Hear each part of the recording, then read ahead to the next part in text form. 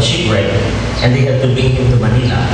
But the authorities in Manila thought that he was an infiltrator. He was a spy. That's why they had to detain him. While he was in prison, he tried to convince the president of the Royal Council of the Indies to establish the native clergy in Manila. Because he observed that, well, in my diocese, in my Ikang, I opened a seminary in Ayutthaya as early as 1666. And here in Manila, this is supposed to be the center of Christianity in the Far East. I don't see any native priest. It seems it's not an interest here. Well, aside from training them for the mission in the Philippines and Southeast Asian missions, Your Excellency, Mr. President of the Royal Council of the Indies, I am encouraging you to ordain the native priests because it will be of help to you. Because this native priest will never go against the patronado, which the friars would always do. They will never oppose you if you ordain them. Because of this, in 1677, there was a royal cedula, a royal decree, stating the foundation of a seminary in Manila. There was an attempt. So while waiting for the foundation of this supposed to be first seminary in Manila, the candidates were asked to study in the Jesuit college and in the Dominican colleges, or Jesuit or Dominican colleges. But while doing this attempt, there was an Archbishop of Manila who was very strong in character by the name of Fernando Pardo. He said, I am opposed to the ordination of Indios to the holy priesthood because the culture of this place is not yet prepared for that matter. There are still many things to purify, and the climate is not good because it leads to Islam, effeminacy, and levity. So, he stopped the possible foundation of a seminary for Indios. And he concluded that, Your Excellency, Mr. President of the Royal Council of the Indies, I still prefer that we import good friars from Spain instead of training the natives who might be very lazy, who might be effeminate or mediocre. So let's not ordain them. That was the word of one of them. But here comes another guy by the name of Don Diego de Viga. Don Diego de Viga said he was aware of this plan of Archbishop Pardo, but he issued a memorandum saying, we have to ordain the natives as priests because it will add Christian and human dignity to the Indios if they are allowed to be ordained as priests. And he argued that who else would better know the land and then who else would better proclaim the gospel aside from the very people who know the land and the people. So their presence will show the great expense of the monarchy importing friars, and the native secular priest would cover the Philippine missions, including neighboring Asian missions that were neglected due to lack of friars. If there are defects because of the culture that you are claiming, Your Excellency, the Archbishop, I would suggest that they could always be corrected with good education and formation. But the opinion of De Viga was ignored. He had a very beautiful opinion. If the culture is defective, as you are claiming, we can always correct it by giving them good education and training. But it was not accepted by authorities. The interest of the training of the Indios in the Philippine Islands as priests came only towards the end of the 17th century. This became possible because of the efforts of Archbishop Diego Camacho y Avila, who was tagged as the initiator, or also called the founder, of the diocesan clergy of the Philippines, or Filipinos. This Archbishop, while in Mexico on his way to take possession of his diocese, he met a Chinese mestizo who was a student, as a seminarian who has already received the minor orders, and he was impressed by his fluency in Tagalog, Chinese, and Spanish. But the name of the priest of that seminarian is Ignacio Manesay. So with the encounter of Camacho and Manesay, he got the impression that in the Philippine Islands, there are good candidates to priesthood. So these people are not at all idiots as we have deemed them by the fact that in front of me here is this Indio talking to me in Spanish, Chinese, and Tagalog very fluently. That's why right away he petitioned the king, Your Excellency, Your Majesty, I am going to take possession of my see in Manila. Give me the authority to establish a seminary. But the king said, well, if there is no seminary yet in the Philippines, how much would it cost? We are going to pay for its establishment. But what happened was, it was again hindered by authorities. Because when that thing happened, they opened a kind of seminary for 8, which was named Seminario de San Clemente, in honor of Saint Clement, the namesake of the reigning Pope of the time, Saint Pope Clement XI. They opened a seminary instead of 8. They made it into 72.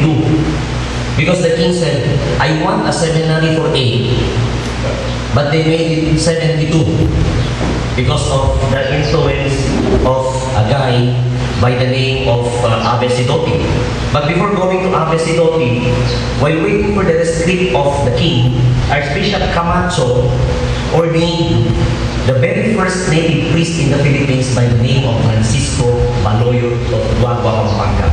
That's in 1698. That's why if you remember, in the year 1998, the Philippines celebrated the 3rd centenary of the Filipino diocesan clergy in 1998 to celebrate the launching of our order in the Philippines through the ordination of Francisco Baloyot of Duagua, Pampanga.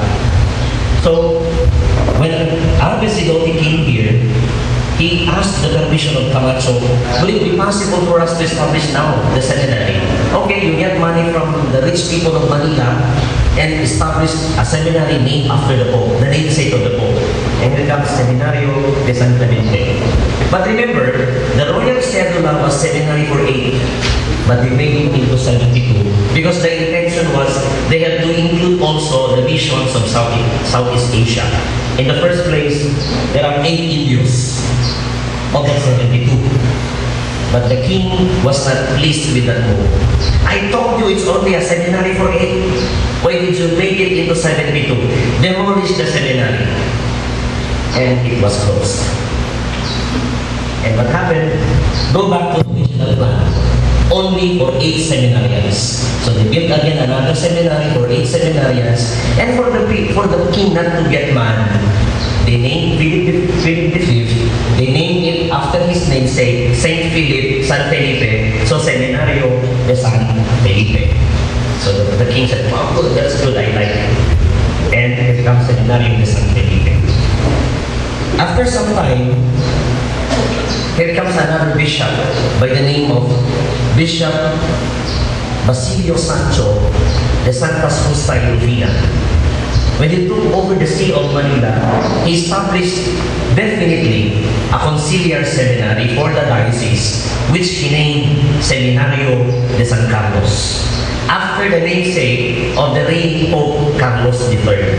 Just imagine the way how they get or how they got the approval of a king, always attributed to His Majesty. So, Seminario de San Carlos, which up to our time is still existing in Islamic Guadalupe and Guadalupe, Makati. So this is how it was. So with all these things that happened in the Archdiocese of Manila, there was a prominent man who witnessed everything. He was actually in the height of his ecclesiastical career when all these difficulties and hardships happened in the Archdiocese. This man was no other than Juan de la Fuente Yepes. He was the priest of the Archdiocese who became the right-hand man of a later Archbishop of Manila by the name of Archbishop Pedro Santissima Trinidad Martinez de Arifala. So as the right-hand man of this bishop, he saw everything that were happening in the diocese. Even the interest of his archbishop in training the native clergy. That's why he, together with Martinez de Alifara, they recruited natives, graduates from the University of Santo Tomas to become priests of Manila Archdiocese. So at this time, there were a kind of large groups of ordinandi for the Archdiocese of Manila. But when the Archbishop attempted or ordained a large groups of Indios as priests, here comes a joke in Manila. Most of the prominent people of Manila, including the friars, were saying as a joke, but actually it's not just a joke, it's actually an insult. The word was, there are no more boatmen in the Pasig because the Archbishop has ordained them all. So the native priests were seen as low in terms of IQ as the boatmen of the Pasig. So if you look around, we don't have boatmen anymore because the bishop has already made them as priests. So that was the joke, but it's actually an insulting remark coming from the elite of Manila during the time. So look at the difficulty in the birth of our order. It was not an easy birth actually. There was even discrimination. Now we go back to the man. Who is Bishop Juan de la Fuente? How did he develop, though he is Spanish by blood, how did he develop the special love and concern to the Indios? This is the man. De la Fuente was born to Spanish parents. Capitan Don Luis de la Fuente of Toledo, Spain. Actually, his biographer, Dr. Luciano Santiago, was saying the father, Luis de la Fuente, was related to Juan de of Toledo, who after entering the religious life would become Juan de la Cruz. So the great doctor of the church and great saint John of the Cross was related to our Bishop Juan de la Fuente, maybe a lolo or a grand uncle of the bishop. And Doña Maria Escobar, both of them were Spaniards, but they resided in Manila. So in this case, Yepes was an insular. He was a Filipino. He was a Creole, as they would also call him. But even Creoles were discriminated. The people who were discriminated by the Spaniards were the Indios, the Mestizos, and the Insulares. The Insulares, though Spanish by blood, were not accepted because they said, well, even these Insulares, even if they had Spanish blood, they were taken care of by a native yaya, meaning to say their education and training is defective. So let us not trust the kind of culture that this insular has because he was trained, he was educated by a defective training from the yaya, from the nani. So never mind him. Some of them were ordained priests, but not seen in high regard. This was the challenge to many of the priests during that time, that they had to assert their worth and importance as priests of Jesus Christ. So with this experience of Juan de la Fuente, though Spanish by blood, he is very native by heart and spirit. So he went on with his ecclesiastical career because maybe of his wit or his intelligence. He studied in the Colegio de San Jose in Manila for 14 years, and he gained degrees in philosophy and theology as a doctor later on, and also as a doctor of canon law later on. So even if this was his rank in society, there was a trust coming from archbishops up to the extent of receiving the highest position that they could give to a native priest, and that is being a dean of the cathedral chapter, the dean of a cathedral chapter. So in that case, his fame was noticed by many people and his love for the natives.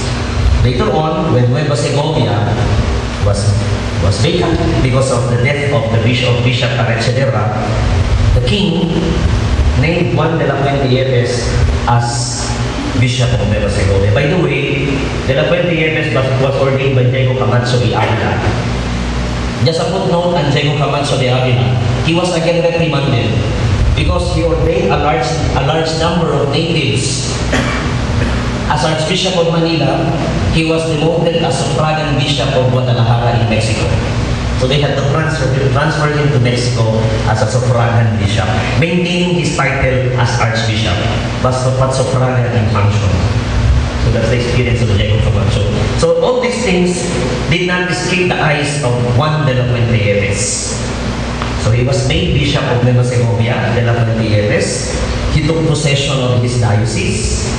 And he saw the importance of putting the center of the diocese in a place accessible to the three provinces of his diocese. The provinces of Cagayan, the Ilocos, which at that time stretched from Agoo to Bangi, and the province of Pangasinan. So the most central area in this diocese would be the city of the Villa, the so-called Villa Fernandina.